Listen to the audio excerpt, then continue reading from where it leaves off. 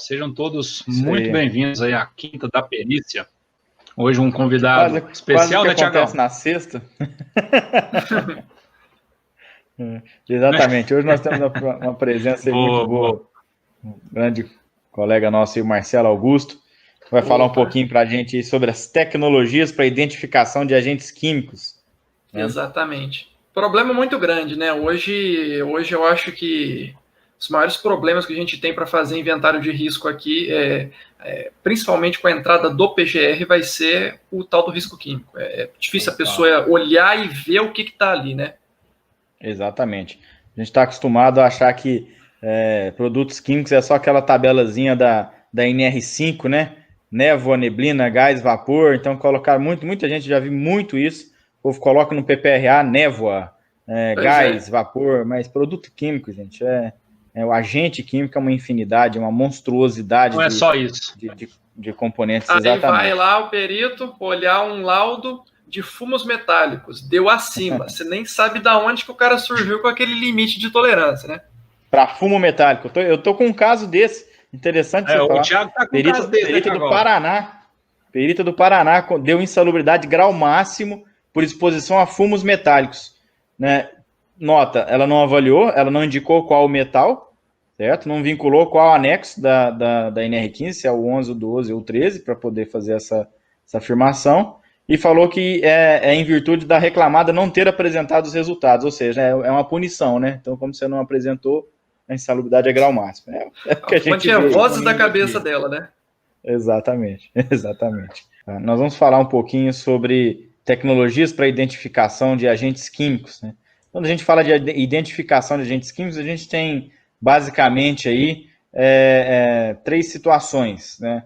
Primeiro, para fins de promoção da saúde e segurança do trabalho, né, fins de prevenção. Aí nós estamos falando do PGR, né, que vai entrar aí em vigor ano que vem. Estamos falando do PPRA. Né, a gente está falando de prevenção. Tá? Então, você precisa conhecer e identificar corretamente um produto químico, até mesmo para poder fazer a gestão dele. Nós temos também um enquadramento quando nós estamos falando de perícia, de assistência técnica, que é o nosso foco, né, na Quinta da Perícia. E tem também enquadramento para aposentadoria especial. Tá? O Marcelo, antes da gente continuar, vou pedir para você se apresentar, Marcelo. Quem é você, a sua formação, para a gente continuar. Tá certo. Boa noite, pessoal.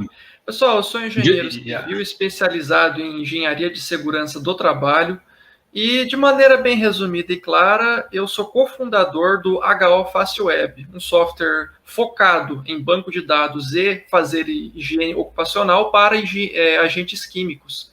Software que executo junto com o Leandro Magalhães. Então, essas informações de agentes químicos para fins trabalhistas ou de aposentadoria especial, né, legislação previdenciária, coisa que eu vivo todo santo dia. Então, tenho que estar super afiado com isso. Legal. Que legal. Bom, opa! Isso aí. Bom, e quando a gente fala, então, de identificação do produto químico, né, a gente precisa, antes de partir propriamente para o produto químico, a gente precisa entender um pouquinho da identificação da atividade, né, qual é a atividade que aquela pessoa desenvolve, porque nós vamos ver aqui para frente, né, mas daqui a pouco, a questão da hierarquia. Exato. O Marcelo vai explicar para a gente um pouquinho dessa hierarquia dos anexos. Né, anexos 11, 12 e 13, que são os anexos que tratam de produtos químicos, né, de agentes químicos, na nossa NR15. Exato. Então, antes disso, só um prefácio, nós precisamos identificar uma atividade, então, como é esse tipo de exposição, né, o tempo que ele está exposto, enfim, toda a interação do ser humano, né, do reclamante ali, com esse produto químico, para depois fazer a entrada, né, propriamente dito, do produto químico. Aí eu passo para você, Marcelo, para você certo. tocar hoje aí. Vamos lá, pessoal. O primeiro ponto, talvez até mais importante, que a gente tem que saber entre esses 3 anexos é que há uma hierarquia entre eles. O anexo 11 tem seus agentes químicos de maneira expressa lá, salvo alguns 2 ou 3 agentes que abrem margem para outros agentes químicos entrarem lá, que é o caso do chileno. Então tem o orto, meta e para chileno, e inclusive a mistura deles, que apresentam casos diferentes. O anexo 11 ele não deixa isso claro, expresso. Então fica implícita essa interpretação. Dito isso, os agentes químicos que estão no anexo 11 não estão no anexo 12 nem no 13 simultaneamente. Quando você vai para o anexo 12, Aqueles que estão no 12 não estão no 11, nem no anexo 13. Então, há uma hierarquia. Você tem primeiro a listagem do que está no 11, depois você olha o que está no anexo 12 e, por fim, o que está no anexo 13. E, de maneira geral, o anexo 13 é um saco sem fundo que, olha, analisando vários agentes químicos, todo santo dia entra novos agentes químicos classificados lá. Sim. Que realmente é uma complicação, né? Quando você falou aí do anexo 13, realmente ele é um saco sem fundo, porque cada dia você interpreta ali, você identifica e consegue encontrar um enquadramento, né, nessa atuação. E nós temos também a questão das medidas de proteção, né? Essas medidas de proteção são fundamentais, né? Falando de medidas de proteção, a gente sempre deve considerar, né? Tem pessoas que às vezes ignoram essa etapa, que é uma etapa importante, até mesmo para as questões relacionadas a perícias, assistências técnicas. A própria NR15 cita as medidas de proteção, né? Apesar da gente saber que existe uma hierarquia, né, que ela é muito bonita na teoria, mas na prática não é o que a gente vê por aí, né? Geralmente as pessoas, os profissionais, enfim, as empresas como um todo já adota logo o equipamento de proteção individual, né? Então a gente sabe que existe aquela hierarquia da proteção coletiva, medida administrativa e, por fim, a medida individual, mas em grande parte das vezes a medida individual acaba vindo primeiro, né? Mas a NR15 cita isso, né? A NR15 fala, né, que se você proteger o trabalhador, não há o que se falar em insalubridade, ou seja, a insalubridade pode ser cessada, né? Mas não é o simples fornecimento, né? A gente já falou sobre isso em outras lives, né, Tiago? Não é Exato. O simples fornecimento que garante. Existe, né, uma série de requisitos que está lá na NR6, que é uma outra norma regulamentadora que complementa esse assunto. Mas, via de regra, basicamente, né, são essas proteções que nós temos, né? Exatamente. E daí, o que acontece?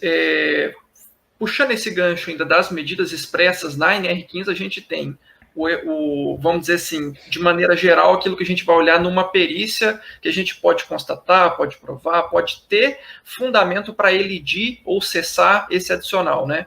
A gente vai ter ali o EPC, o EPI e o processo hermetizado, que é um termo que ela traz, que seria equivalente ao EPC, mas com uma diferença conceitual de interpretação do que seria esse sistema. E o que acontece, né?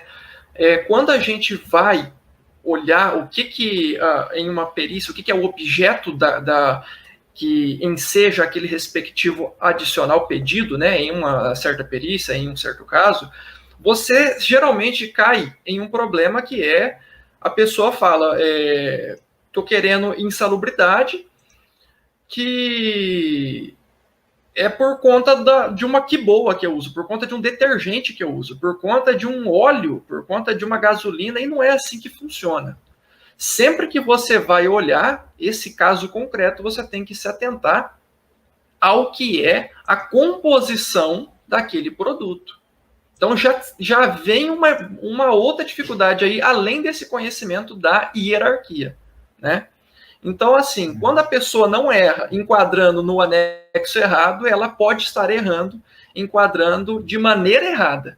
Ela pode falar que está no anexo 13, por exemplo, a soda cáustica, mas não é assim que ela vai conseguir um possível enquadramento para isso. Legal. E aí, um problema que a gente tem, né, um problema muito grande, é a questão de identificar isso na área, né? Às vezes você está numa perícia, fazendo a avaliação, e o reclamante fala, não, eu usava, igual você falou, eu usava que boa. Tá?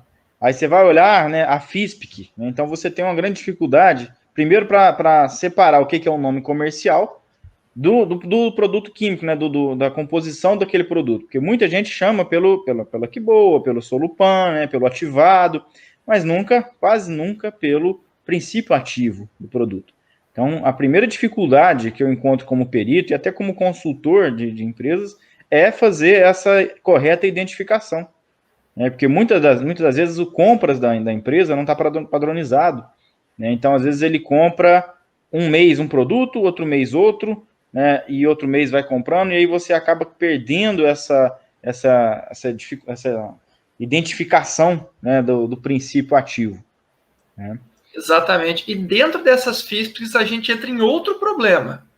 Tem FISP boa, atualizada, seguindo um padrão ABNT, e FISP que é muito ruim, que sequer tem a informação que a gente precisa, ou informação oculta.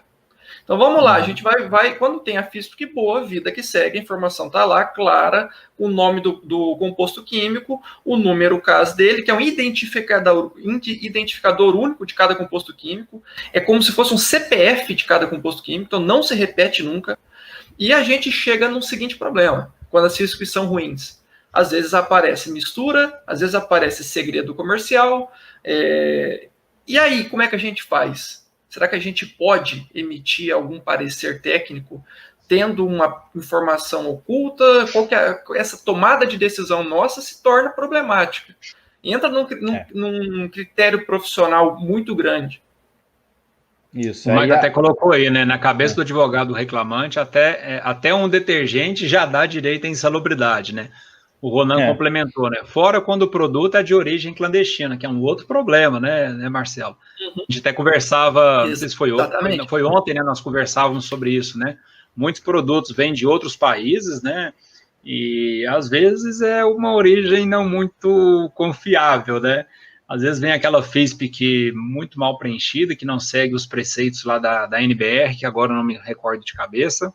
Enfim, então tem muita coisa aí que não dá para confiar. Aí vai você, profissional, né, de segurança, vai o perito entrar em contato com o fabricante para poder disponibilizar. Quando você consegue localizar esse fabricante, é outro problema. Aí o fabricante não quer fornecer. Aí você tem que, se for um perito, por exemplo, né, tem que peticionar para o juiz determinar que ele forneça. Então, nossa, é complicado. É complicado. Exato. Quando você encontra uma FISP bem elaborada, aquilo ali realmente já ajuda demais nos nossos trabalhos, seja como perito, seja como assistente, ou seja para promoção de saúde e segurança.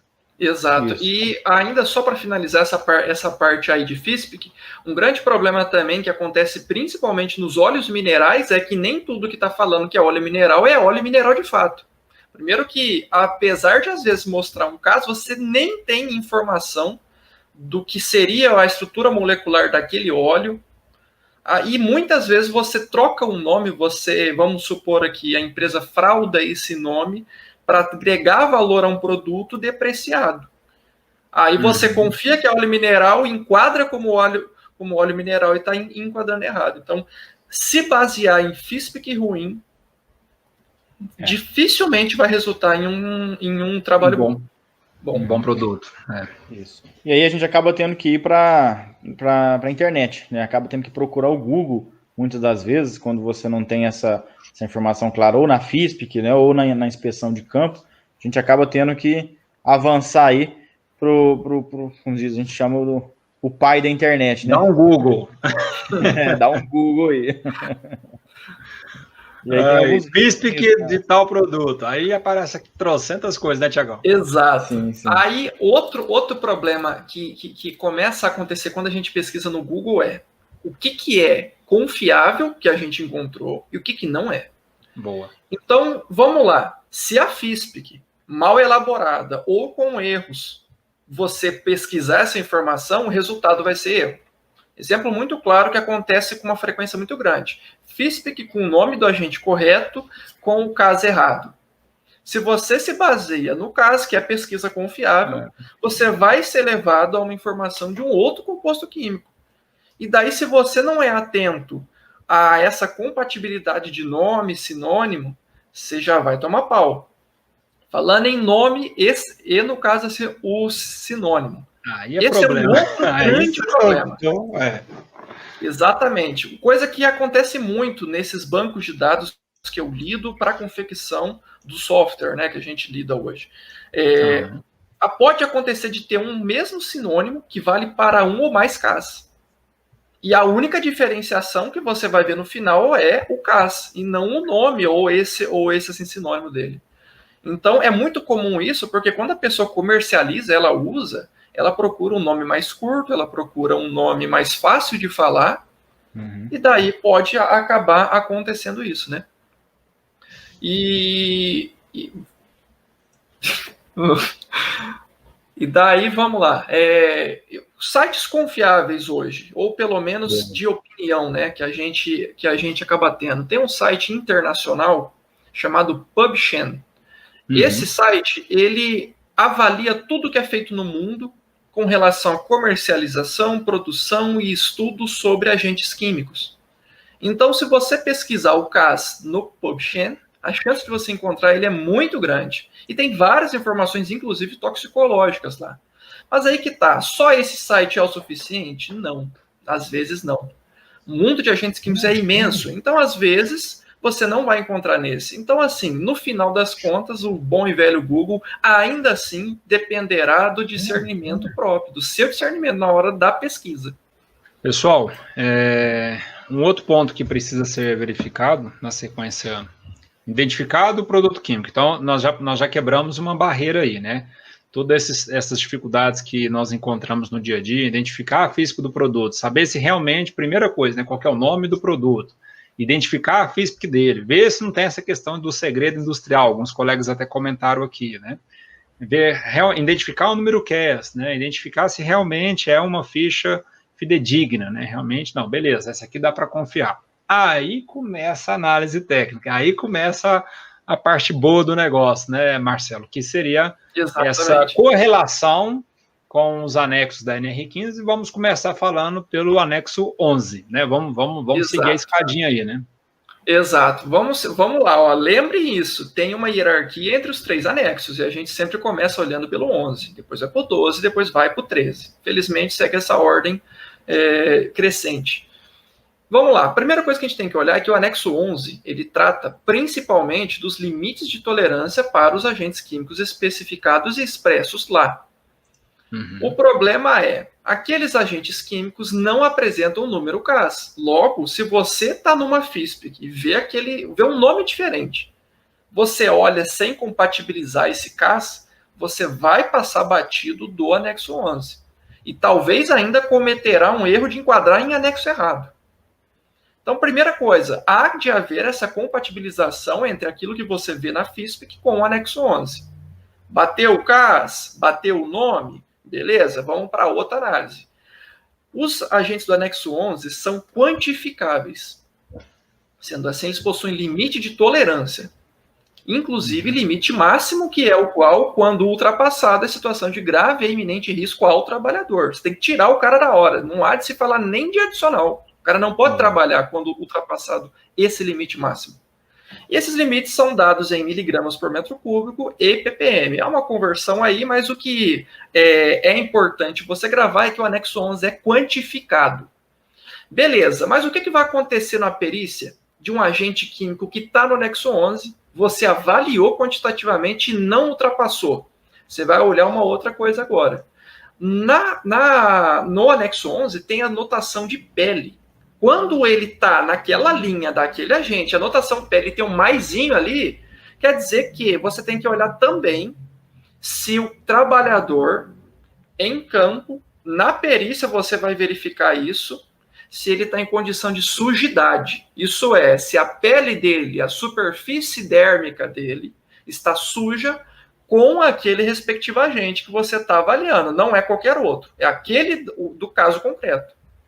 Avaliou, tá sujo, você vai também olhar a questão do EPI, EPC, o processo hermetizado. Primeiro, se o cara já está sujo, sendo bem sincero, o EPI já não foi eficaz. Sendo bem sincero. Mas mesmo assim, seguindo essa lógica desse processo que o direito nos impõe, a gente vai olhar todos os itens expressos na NR6.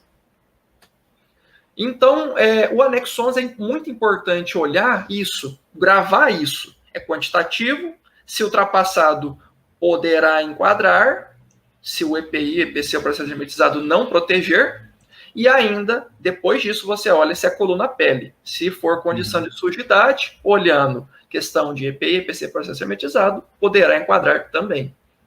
Sim. E, continuando aqui também, nós temos também a questão do anexo 12, né? Que também é um anexo que ele é quantitativo, porém também é qualitativo.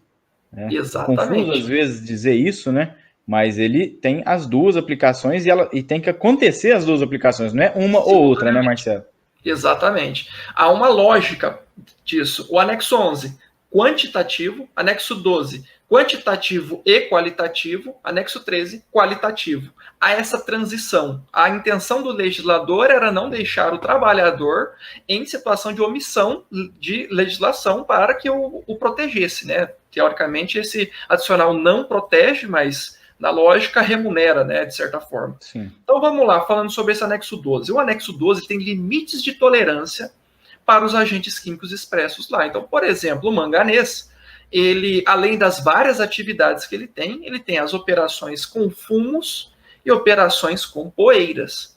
As operações com poeiras são um limite de 5 mg por metro cúbico e as operações com fumos, 1 mg por metro cúbico. Essa diferença se dá pelo tamanho da partícula em relação ao manganês. E aí que tá, não é só o manganês do CAS elementar do manganês, são seus compostos. Então pode entrar ali todo e qualquer composto de manganês. Então se você pega uma FISPIC numa perícia, ou pesquisou através de uma FISPIC no objeto que você viu lá na perícia pelo nome daquele produto químico e tem um composto de manganês, você vai fazer esse processo de olhar esse limite de tolerância, quantificar, ver se ultrapassa ou não, e ainda, se a atividade for condizente com esse agente químico. O caso do manganês, ele é amplo, porque tanto poeiras como fumos, ou poeiras como, ou exposição a poeiras, abre a margem de quase 100% de possibilidade de enquadrar. Mas tem outros agentes que, conforme a gente vai do anexo 12 para o 13, fica mais limitado. Então, depois a gente vai falar do anexo 13, mas fica mais focado na atividade. Então, o importante do anexo 12, que você deve gravar ele é quantitativo, há limite de tolerância para os agentes químicos que entram lá e enquadram somente se ultrapassado e a atividade for compatível com aquela expressa em norma. Não é a que você imagina que tenha relação, é a expressa. Isso é importante, né? Que aula que nós estamos tendo aqui hoje, né, Júlio? Muito legal. Parabéns aí, Marcelo, pela explicação. Valeu. Antes da gente prosseguir, só deixa eu ver o nome da pessoa que perguntou, mas foi em relação a informação de se é absorvível pela pele na ficha médica, se isso tem validade. Foi o Kleber. A questão de pele, ela está no anexo 11, não está no anexo 12. Então, a gente deve partir e, em tese, o ideal se limitar ao que está expresso, não ao que está. A gente pode se valer de alguma jurisprudência, mas o começo, o ponto de partida é aquilo que está expresso na norma. Então, se a gente olha que no anexo 12 não tem essa notação pele, e na ficha médica traz, olha, sendo bem sincero, você pode pedir que o advogado sugira alguma argumentação, mas você, como perito, não deve se valer disso. Marcelo, talvez ele esteja se referindo ao anexo 11, quando a gente estava comentando, porque às vezes tem um pequeno delay, a gente está falando aqui nesse momento, mas às vezes chega um pouco atrasado para as pessoas. Então pode ser que ele esteja falando, quando ele falou absorção pela pele, isso consta lá no anexo 11, né? Entendi. Então, assim, o Kleber, né? O Kleber Teixeira, né? Tem que ter atenção quanto a essa ficha médica, né? Ficha médica do reclamante. Geralmente, ficha médica é um documento restrito, né? Um prontuário médico, nós não temos acesso a ele. Então, se você está fazendo, vamos falar aí, perícia, né? Ou assistência técnica de insalubridade, não há o que se falar em prontuário médico, tá? A não ser que a perícia seja uma perícia de doença do trabalho. Aí nem vai ser a gente, vai ser o médico do trabalho que vai realizar a perícia. Aí ele pode ter os meios deles para acessar, porque existe a questão da ética médica e tal. Nosso trabalho é técnico, não entra na medicina. Nosso trabalho é técnico, apesar de haver uma relação saúde e segurança do trabalho, é claro, né? Mas nesse ponto não. Relacionado a perícias aí, principalmente, a gente se limita à parte técnica, certo, Marcelo? Se quiser contribuir, fica à vontade. Daquilo que está na norma, daquilo que está expresso, nada além. Vamos lá? E daí, a gente entra também agora no anexo 13. Isso, então vamos lá, seguimos... Desculpa, Marcelo, é porque eu ia falar, só para a galera entender, né, o passo a passo que a gente está seguindo, né? Anexo 11, anexo 12, agora chegamos no temível anexo 13, né? Inclusive foi tema foi na quinta passada, né, Tiagão? Foi na quinta passada, nós falamos sobre o anexo 13. Inclusive, eu acho que você estava participando, Marcelão. Você até fez alguns comentários, né? Enfim, é um outro anexo aí que dá sempre o que falar, né? Vai lá, fica à vontade, Marcelo. Vamos lá. Bom, mais uma vez para a pessoa gravar isso. Na hierarquia, se não está no anexo 11, procura no 12. Se não está no 12, procura no 13. Se não está, não há o que se falar de insalubridade. Ponto. Beleza, chegamos no anexo 13. O anexo 13 ele é qualitativo. Não há nenhum limite de tolerância para ele. Nenhum. Então você vai olhar se o agente entra nesse anexo. Se ele entrar, você olha direto a atividade. A atividade bate, é compatível. Aí a gente começa a ver se dá o adicional ou não. Ou, na verdade, se a condição seria insalubre. Aí entra essa questão de qual que é o tempo que a pessoa fica exposta. De maneira, vamos dizer assim, não há um consenso de que qualquer exposição em qualquer tempo enseja o adicional à insalubridade. Então, há quem diga que precisa ser algo com habitualidade, com uma frequência mais elevada, e há quem diga que não. Como a norma deixa isso vago, fica da argumentação do perito, do assistente técnico, falar se aquilo entra ou não, mas é claro que, no mínimo, a gente tem que estar presente no anexo 13, em qualquer grupo que seja aquele que está lá, e a atividade tem que ser compatível. Não a que você imagina, aquela que está expressa. Sim, e tem até um caso disso também. A questão da atividade, ela é determinante. Muitos peritos, profissionais, às vezes, vai pela função. Tá? Um exemplo, pintor. Então, o cara está fazendo uma perícia, sua função é o quê? É pintor. Beleza, pinta estrutura, ok, beleza. Então, nós vamos caracterizar lá por pintura pistola, insalubridade grau máximo. Né? O cara nem analisou a atividade.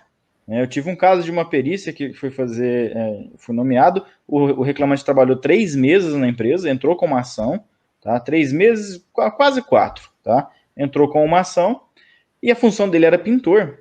Só que nesses 3 meses, ele operou mesmo a pistolinha lá para fazer pintura durante 3 dias. Tá? E a reclamada tinha como provar isso. O restante ele ficou fazendo lixamento, ele lixava as estruturas, porque como ele tinha entrado na empresa ainda, nem sabia fazer a atividade correta. Então, ele estava começando o trabalho. Então, ele lixava, preparava o material para receber a pintura. Tá? Só no finalzinho do pacto laboral dele que ele começou a fazer pintura pistola. Então, se a gente vai em quadra apenas pela função, não estaria muito errado. Não existe enquadramento por função. Exato. Quem está vendo a gente aqui deve gravar isso. Não existe enquadramento por função no anexo 13. Isso. Em mais nada hoje, né, gente, né? Na segurança. Acabou. Ontem a gente estava em uma aula ao vivo, né, Tiago, com a turma do curso de perícias, né? Até com uma presença ilustre, né, Tiago? Foi bem bacana ontem, né? Ontem nós tivemos uma aula com um juiz do trabalho, e ele falou sobre um caso, né? Um caso que ele teve que nomear um outro perito para poder fazer a perícia, por quê? Foi um trabalho de 9 meses em uma obra, era uma construção, né, Tiago? Em que o reclamante alegava periculosidade em virtude das intervenções elétricas, né? O perito foi lá, fez a perícia e deu a periculosidade para os 9 meses, né? Para os 9 meses. E o advogado lá da parte, enfim, né, da reclamada, ficou contrariado, enfim, foi aquela coisa toda, e explicou para o juiz, doutor, não faz sentido, 9 meses... Né, os últimos 15 dias, 20 dias da construção é que foram energizados os circuitos, né? Antes disso não tinha nada, estava só passando o carro. 9 meses foi o tempo da obra, da fundação até o acabamento. Aí o juiz, mas será? Peraí, deixa eu, né, vai lá, nomeou outro perito, né? O outro perito foi lá e constatou exatamente isso. De fato, nos últimos 20 dias, 15 dias da obra, que houve sim intervenções elétricas, ou seja, foi devido à periculosidade por 15 dias. O que aconteceu com o outro perito? Ele nunca mais, na verdade, não aconteceu nada, ele só não foi mais nomeado para as próximas perícias, né, Tiago? Isso, então, assim, é o cuidado que tem que se tomar, né? Não analisa a função, a função do cara é eletricista. Então ele tem periculosidade. Pô, mas será que ele faz intervenções, né? Então, existem lá, né, as prerrogativas, né? Não é a função, enfim, apenas parafraseando o que vocês acabaram de falar, não é a função. Exatamente. Só para finalizar essa questão, para mostrar um outro exemplo, ainda puxando esse caso da pintura, se o cara lixa, ele pode estar coberto daquele pó, daquele material, aquele produto que tem a composição química que entra no anexo 13. Pode estar. Pode estar boneco de neve, ele imaginando a tinta branca. Só que a atividade não é pintura, portanto não há o que se falar.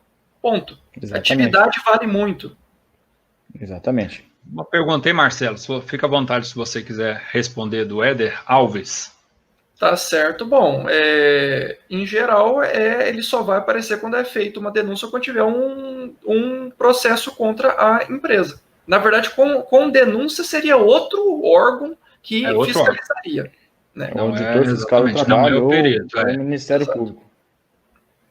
Exatamente. Show. E daí, vamos lá. Aí a gente parte agora, só para dar uma pincelada ainda para a questão da aposentadoria especial, né? E assim, de maneira geral, a gente olha se o agente químico está no anexo 4 do decreto 3048 de 99, atual, se não me engano, 10.410 de 2020, né? Que teve essa remodelação, abrindo a possibilidade para o cessamento da aposentadoria especial quando o EPI ou EPC, o processo hermetizado, for eficaz, mas sem entrar nesse mérito agora, se o agente químico estiver no anexo 4 do decreto 3048 de 99, você avalia ele, se ele estiver no anexo 11, simultaneamente da NR15, há de se fazer a avaliação quantitativa. Quando ultrapassado o limite de tolerância expresso na NR15, anexo 11, você começa a ver essa questão de aposentadoria especial. Anexo 12, idem. Anexo 13, também.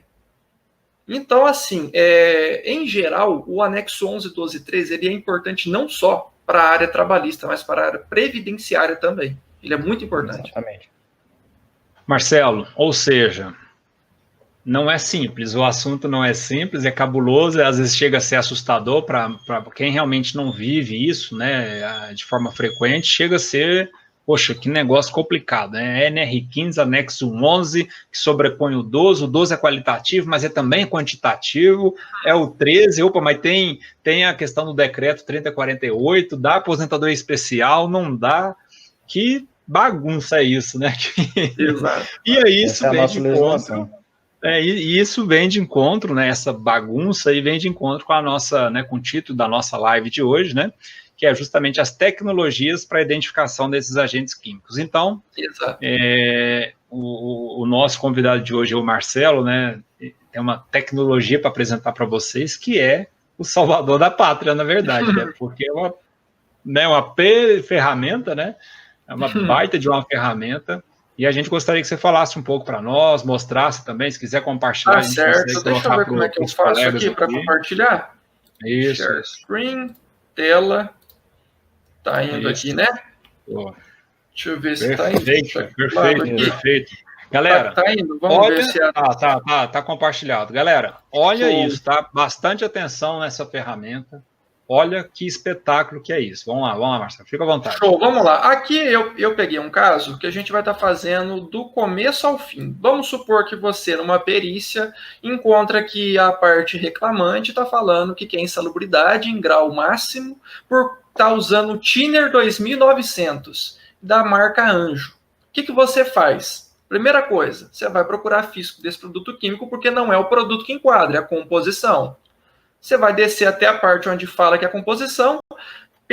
Quando a FISC é bem elaborada, ela vai estar no tópico 3, composição e informação sobre os ingredientes. Aqui a gente tem todos os compostos que fazem esse Thinner ser o Thinner 2900 da marca Anjo. Beleza? Então, o que a gente faz agora? A gente tem tolueno, xileno, etanol, álcool de acetona, e aqui um gancho que eu faço para que vocês se atentem. Será que o nome que você vê na NR15 é esses nomes aqui?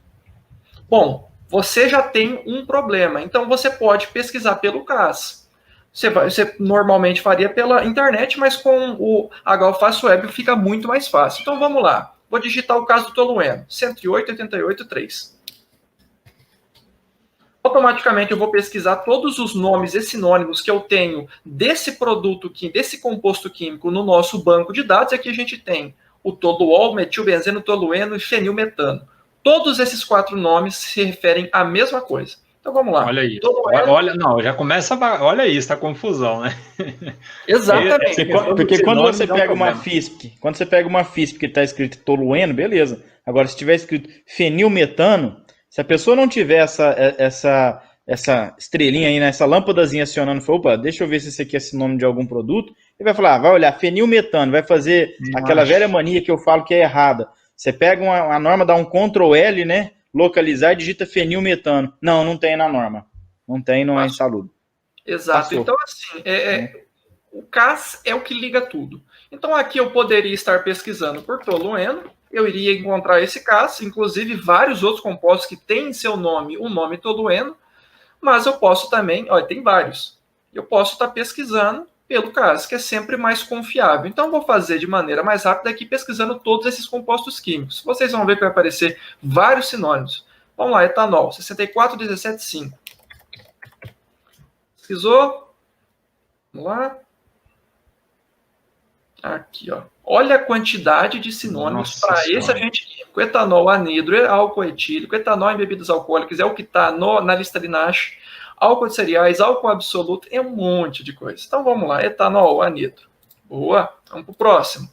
Chileno, 130, 13, 30, 27. Detalhe importante, como a gente faz bastante pesquisa e mexe bastante com o banco de dados, esse chileno é a mistura dos isômeros do chileno. Então ainda tem o orto-meta e para-chileno. Álcool de acetona, 1, 2, 3, 42, 2.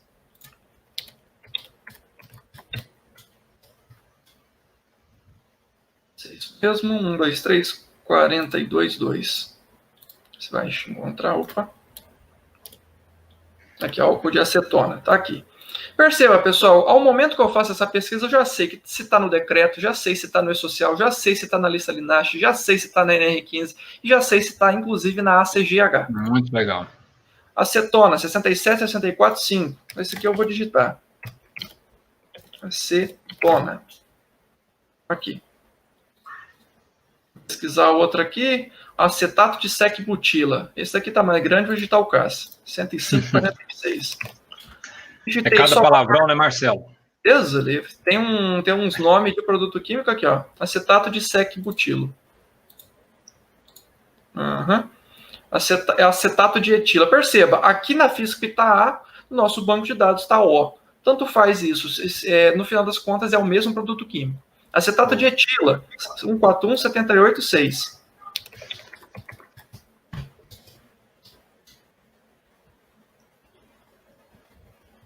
Lá, tá dando uma pesquisada.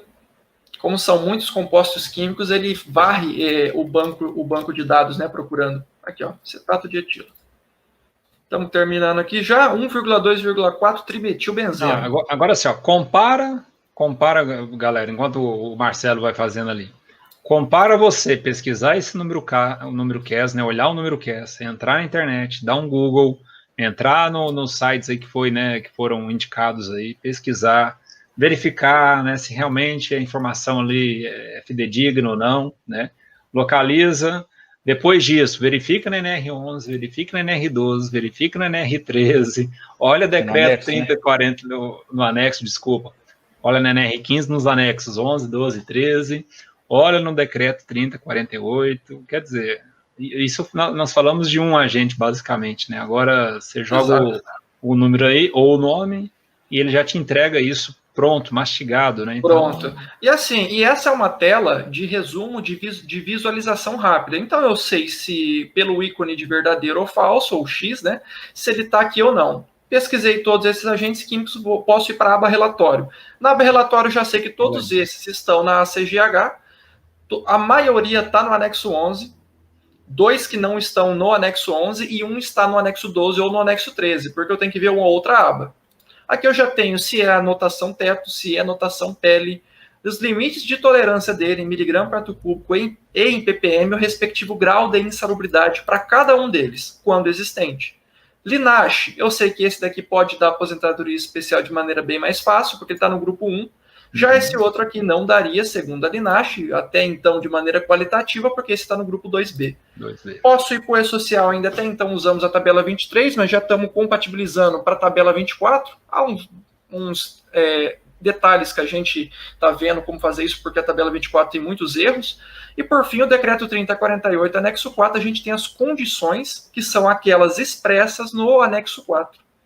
Isso é, toda aquela pesquisa que você faria, compatibilizando pelo caso, fazendo essa relação, a gente já dá pronto para você. Você nem tem que pensar mais isso. Isso a gente pode imprimir também, né? Mas eu posso ir, por fim, para a aba laudo de insalubridade. Perceba, quando está no anexo 11, eu já digo para você, é quantitativo. Você tem que avaliar de maneira quantitativa. Já calculo para você o valor máximo em miligrama por metro cúbico e em ppm, né? Você nem precisa calcular, nem precisa olhar aquele quadro 2 do anexo 11. E você vai chegar a um ponto que é bem interessante, que é o trimetilbenzeno, que vai estar no anexo 13. E aqui eu tenho que selecionar a atividade, porque embora eu já tenha constatado que ele está lá, eu tenho que pegar a atividade agora. Selecionando aqui, eu percebo que o trimetilbenzeno, ele entrou como hidrocarboneto aromático. E daí, eu vou verificar a atividade desse colaborador, desse trabalhador, exposto a 1,2,4 de trimetilbenzeno. É pintura a pistola? Vamos supor, sei que não é. Vou para o próximo. Ele emprega esse produto como solvente ou em limpeza de peça? Vamos supor que aqui é o thinner, então sim, é um solvente. Beleza. É uma pintura a pincel? Não é o caso. Beleza. Sobrou, salvei. O que vai acontecer? Está no anexo 13, composto de carbono, hidrocarbonetos aromáticos. Eu já te disse onde ele está. Você nem precisa mais varrer os 3 anexos, imaginando onde que ele entra. Disse para você que ele é qualitativo. Insalubridade, nesse caso, se dá em grau médio quando? Já estou aqui, talvez na tela que vocês vejam, fica difícil a visualização, mas eu vou ler aqui. Já te dou uma frase de orientação. Isso é, o agente 1,2,4 trimetilbenzeno está constatado na NR15, seu anexo 13, com insalubridade em grau médio para atividade selecionada. Ou seja, se eu voltasse aqui e verificasse que a atividade não é nenhuma dessas, eu iria selecionar nenhuma das opções anteriores e iria verificar que ele não enquadra, porque a atividade não é condizente. Só para continuar, quando reconhecida a exposição, sem que exista comprovação de eficácia de EPC, EPI ou ainda de processo hermetizado, poderá ser considerada a possibilidade de condição insalubre. Isso é, eu não estou falando sobre o adicional de insalubridade, eu estou dizendo que esse trabalhador, nessas condições, pode estar em uma condição insalubre à sua saúde. E, portanto, você, perito, consultor técnico, assistente, vai tomar decisão se aquilo enquadra ou não. Tanto é que isso é uma frase de observação, para te dar um norte, para você não ficar perdido. Ou seja, por fim, pessoal, só para mostrar uma outra informação que a gente ganha muito tempo aqui, é uma implementação recente que a gente fez, que é a ACGH. Aqui eu já trago todas as informações da ACGH para você, para cada agente químico que você pesquisou. Chega, então, de, por exemplo, todo ano ficar comprando ACGH, chega de ficar olhando nota de rodapé para entender o que está escrito lá, eu já trago para você exatamente aquilo que você precisa saber. Por exemplo, a acetona, ele é um agente que não é classificado como carcinogênico para seres humanos e ele tem um composto com índices biológicos de exposição, ou seja, ele já foi monitorado. Ele pode ter esses sintomas, enfim, isso a gente faz para todos os compostos químicos da ACGH. Isso porque vocês também têm uma parceria com a BHO, né? Porque exatamente, a gente é o software exclusivo no Brasil que pode expor essas informações. Porém, só tem acesso a essas informações quem é assinante da nossa plataforma, do nosso software, seja na modalidade de plano mensal ou na modalidade de plano anual.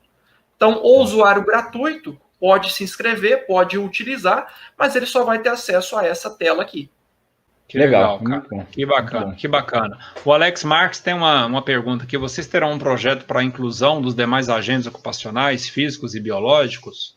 Os físicos a gente vê sim uma possibilidade quando a gente estiver próximo da quarta fase do nosso software, mas os biológicos por hora não, dado a complexidade e a questão de, vamos dizer assim, as especificidades que são muito diferentes dos compostos químicos. O agente biológico tem uma outra lógica aplicada por trás e por hora não temos essa intenção.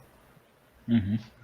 Excelente, é isso mesmo. O Alex Marques é o nosso aluno, nosso mais novo aluno do curso de perícia. Então, um grande abraço, Alex Marques. Legal. Olha que comentário que interessante que eu achei, gente. Isso aqui é espetacular. Tempo. O cara falou para mim de tempo, ele assim, ele tá andando comigo, né? Assim, eu gosto mais desse assunto, né? Porque tempo é algo mais precioso que a gente tem nas nossas vidas, né? E o colega colocou, eu minimizei meu tempo em 50% no mínimo com a ferramenta, né? E de fato, gente, né, assim, nós não estamos aqui jogando conversa fora, não, né, vai aí pesquisar, vai entrar na física, vai dar um Google aí para poder localizar o número CAS do agente químico, né, vai encontrar FISP com dificuldade, vai fazer a consulta, vai olhar vai fazer a leitura do anexo 11, do anexo 12, do anexo 13, do decreto 3048, se for promoção de saúde e segurança, CGH, quer dizer... agente químico, tudo isso. Você colocou aí uma física que tinha 5 agentes? 9 agentes. 9. Fiz sei lá, único. Isso. 9. Olha o tempo que você vai gastar. Olha o tempo que você vai dar. Quer dizer, eu tinha um gerente, cara, eu falo isso que eu aprendi com ele, né? Fazer mais com menos, sabe? Assim, ele falava isso toda hora, eu ficava puto com isso, sabe? Que eu pedi, doutor, a gente precisa contratar aqui mais um técnico de segurança para ajudar a gente, não estamos dando conta, olha, tem que comprar um computador ali, não sei o que, olha, tem que adquirir esse software, né, tem que, enfim, tudo que eu falo, tem que fazer mais com menos, né, tem que fazer mais com menos, é o cara puto que é estranho, mas, cara, é uma questão, às vezes, de organização, é uma questão, às vezes, de investir numa tecnologia que vai te trazer esse tempo. Às vezes você está quebrando a cabeça aí, batendo em ponta de faca, na base do planilhão, na base da leitura ali, do canetão marca-texto. Não que isso seja ruim, não é isso não, mas isso te suga um tempo danado. E a área de SST, a não ser que alguém fale outra coisa, mas a área de SST é uma área extremamente corrida. Muita demanda, quadro enxuto, né? É um técnico, 2 técnicos, ou, né, enfim, muitas empresas dimensionam um problema novo a cada dia. Muitas empresas dimensionam o SESMIT, né, olhando apenas a NR4, poucas empresas vão além da NR4, essa ainda não é a realidade do Brasil, infelizmente. Então, o quadro é enxuto, para cuidar de NR1, NR2, NR5, CIPA e CIPAT, e NR12, máquinas, equipamentos, LTCAT, PPRA, meu Deus do céu, a gente começa a falar siglas aqui, não para, né? Exato. Então, é uma loucura danada, a gente precisa, né, usar da tecnologia a nosso favor. E daí é um último ponto sobre essa questão de economia e tempo. A gente tá no assunto sobre perícias. Mas se você está numa empresa onde você vai comprar um produto químico e você tem a noção de que aquele produto químico ensejará, dependendo das condições, um adicional de insalubridade, você já sabendo antes, você já procura outro produto químico que faça a mesma função. Exato. Ainda assim, o tempo que você gasta da maneira antiga, comparado ao teu custo hora, que sim, cada um de nós trabalhando tem um custo hora, você economiza fazendo no software, ganhando tempo. É isso mesmo. Muito tempo bom. Tudo, pessoal. E esse gato ou cachorro passando aí, o que é isso? É um gato, Marcelão? É gato, é a segunda vez que passa. Tá querendo participar da live aí, viu? Show de bola. Marcelão, legal. Seu Instagram tá passando aí, mas fica à vontade para divulgar e fazer. Como é que as pessoas fazem contato contigo? Tem o seu Instagram, marcelo.aug, né? Exato. Aí a pessoa que, no caso, tiver o Instagram, né, pode mandar um direct, tirar uma dúvida, ou então da maneira mais, vamos dizer assim, comum, que acaba acontecendo mais, as pessoas vêm pelo site do Galface Web e mandam um e-mail. Perfeito. Okay. Perfeito. É isso aí, pessoal. Bom. Marcelão, gostaríamos de te agradecer por essa mega aula, né? Realmente foi sensacional. A gente conversava mais. Pô, Marcelo, mas você fez química, né? Você fez engenharia, o que é? Engenharia química ou química mesmo, né? Não, é engenharia de civil, né? Engenharia civil. Eu fui começar a ter contato civil. com risco químico na intenção de mudar essa nossa realidade, Olha e é uma isso. realidade do Brasil bom. inteiro com relação aos agentes químicos. Que massa, né, Essa gente? proposta Olha que é interessante, né? Um engenheiro civil que desenvolveu, né, um sistema desse. Então, Marcelo, realmente assim, cara, eu não tô de chapéu não, mas, né, tirar o chapéu para você. Isso não Obrigado. é fácil. A gente sabe que mexer com programação, fazer esse cruzamento, cara, você deve ter dedicado quanto tempo, Marcelo? Você, meses? Sei lá. Para a gente Quanto tempo? lançar a versão de testes demorou 1 ano. Mas esse projeto todo foi validado enquanto eu ainda estava trabalhando numa consultoria de Curitiba. Lá eu, através de uma planilha, fiz um projeto piloto. Validei só depois desse MVP, que a gente chama, né? Validado, Sim, que a gente sim. começou uma implementação mais robusta com um investimento. Legal. Que legal. Muito bom. Então, uma pergunta do Alex aqui, esse software da direita, quantos logins? A1. Você, quando né? acessa o web, você é pessoa física, portanto, cada emissão, cada relatório que você faz, tudo que você faz dentro dele, você poderá ser responsabilizado caso, por exemplo, a CGH você divulga aquelas informações. Então, por conta dessa necessidade jurídica, dessa correlação, você sempre é pessoa física lá dentro e você sempre é uma pessoa. Perfeito, Legal. perfeito. Tiago, quer fazer alguma consideração? Não, achei fantástico, tá de parabéns mesmo pela dedicação, tanto você quanto o Leandro Magalhães, né? Então, parabéns aí pela construção dessa plataforma incrível. Eu tenho certeza que ela vai só decolar. Isso aqui daqui a Deus pouco você está abençoe. fazendo. Você falou aí dos agentes físicos, daqui a pouco nós vamos ter aí um robozinho que você vai digitar a situação, ele vai gerar o laudo completo, entendeu? Dentro de poucos anos aí, você vai ver.